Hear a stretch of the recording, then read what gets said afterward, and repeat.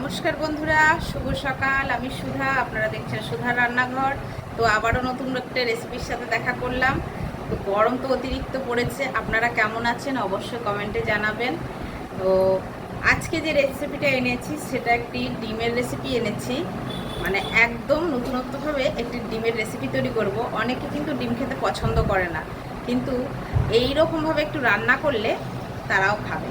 তো রেসিপিটা দেখুন, কেমন লাগে কমেন্টে জানাবেন। আমার চ্যানেলে যদি নতুন হয়ে থাকেন চ্যানেলগুলো সাবস্ক্রাইবার করবেন, যারা ইউটিউব থেকে দেখছেন চ্যানেলটি সাবস্ক্রাইবার করবেন, যারা ফেসবুক থেকে দেখছেন পেজটিকে ফলো করে পাশে থাকবেন।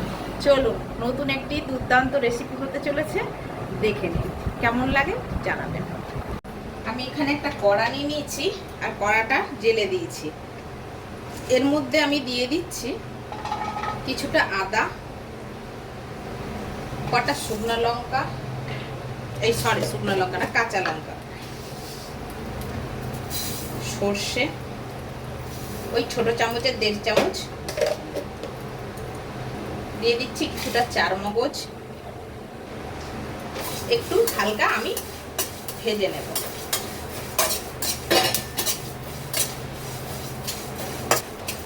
হালকা ভেজে নিয়েছি, গ্যাসটা অফ করে দিলাম। এবার আমি ঢেলে নেব।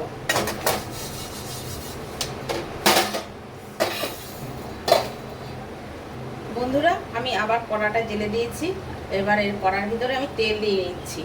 এই রেসিপিটা আপনারা সিদ্ধ ডিমেও করতে পারেন বা মালবেট ডিমেও করতে পারেন।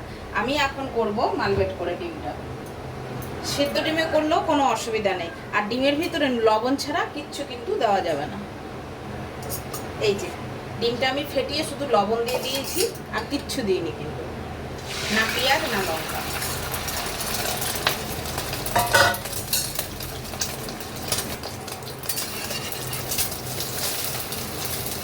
যে যেরকম পছন্দ করেন সেরকমভাবে ডিমটা, মানে রেসিপিটা একই থাকবে, বানিয়ে নেবেন, হয় সিদ্ধ নয় ভাজা, দুটো যেগুলো।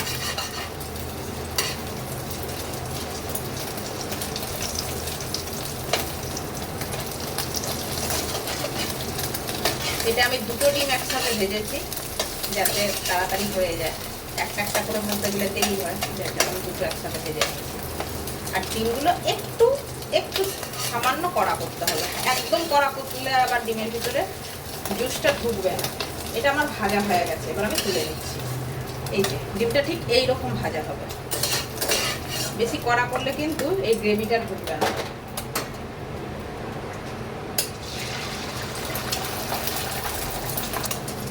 ডিমটা কিন্তু আমার ভাজা হয়ে গেছে, তুলে নিচ্ছি। এই কড়াতে আবারও তেল দিয়ে দিচ্ছি। তেলটা আমার অলমোস্ট গরম হয়ে গেছে। এই তেলের মধ্যে দিয়ে দিচ্ছি সামান্য একটু হিং, একটু হিং দিয়ে দিলাম। এবার একটু দিয়ে দেব কালো জিরে। এবার একটু দিয়ে দেব রসুন থেতো করে।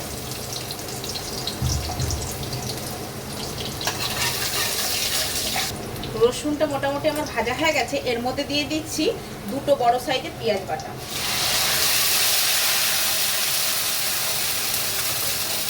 দিয়ে দিচ্ছি একটা টমেটো। এইটার ভিতরে দিয়ে দিচ্ছি 1/2 চামচ জিরা গুঁড়ো, 1/2 চামচ ধনে গুঁড়ো, দিয়ে দিচ্ছি হলুদ গুঁড়ো,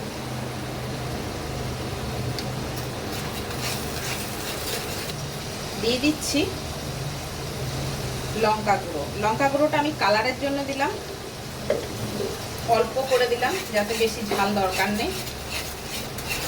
আর সেই শুকনো মশলাটা যে আমি হালকা ভেজে নিয়েছিলাম সেটা তো কাঁচা লঙ্কা আছে, যার জন্য আমি লঙ্কাটা কম দিলাম। দিয়ে দিচ্ছি স্বাদ অনুযায়ী লবণ।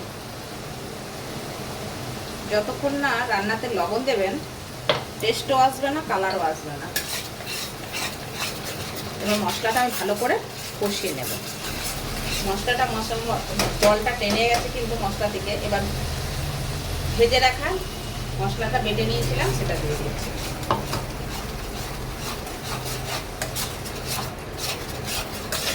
এর ভিতরে দিয়ে দেবো বেশ খানিকটা চিনি। চিনিটা আপনারা যে যেরকম খাবেন সেই অনুযায়ী মিষ্টিটা ব্যবহার করবেন, তবে মিষ্টিটা একটু অ্যাড করবেন। এবার আমি দিয়ে দেব মিক্সির বোল ধোয়া জলটা দিয়ে একটু ফুটিয়ে নেব। গ্রেভিটা কিন্তু আমার ফুটে গেছে। এবার দিয়ে দেব ভেজে রাখা ডিমগুলো। আমি বারবার বলছি এই গ্রেভিটা ফুটে গেলে এগুলো দিতে হবে। আর এটা দু রকম ডিমেই রান্না করা যাবে, সেদ্ধ ডিমেও রান্না করা যাবে, ভাজা ডিমেও রান্না করা যাবে, কিন্তু স্বাদ একই থাকবে। গ্রেভিটা যেই ফুটছে একটু কসুরি মেথি হাত দিয়ে এরকম করে ডলে দিয়ে দিতে হবে, এর স্বাদ দ্বিগুণ বাড়িয়ে দেবে।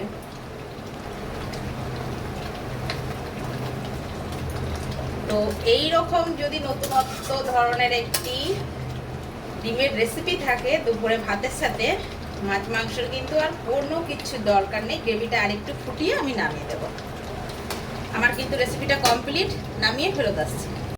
রেসিপিটা কেমন লাগলো তো অবশ্যই কিন্তু কমেন্ট করতে হবে আর জানাতে হবে। তো আরও সুন্দর সুন্দর রেসিপি পাওয়ার জন্যে আমার চ্যানেলটি সাবস্ক্রাইবার করতে হবে। আপনারা এতক্ষণ দেখছিলেন সুধার রান্নাঘর। তো কেমন লাগলো অবশ্যই কমেন্ট করে জানাবেন। আজকের মতো বিদায় নিয়ে নিচ্ছি বন্ধুরা, ভালো থাকবেন, সুস্থ থাকবেন, দেখা হচ্ছে পরের ভিডিওতে। Bye bye.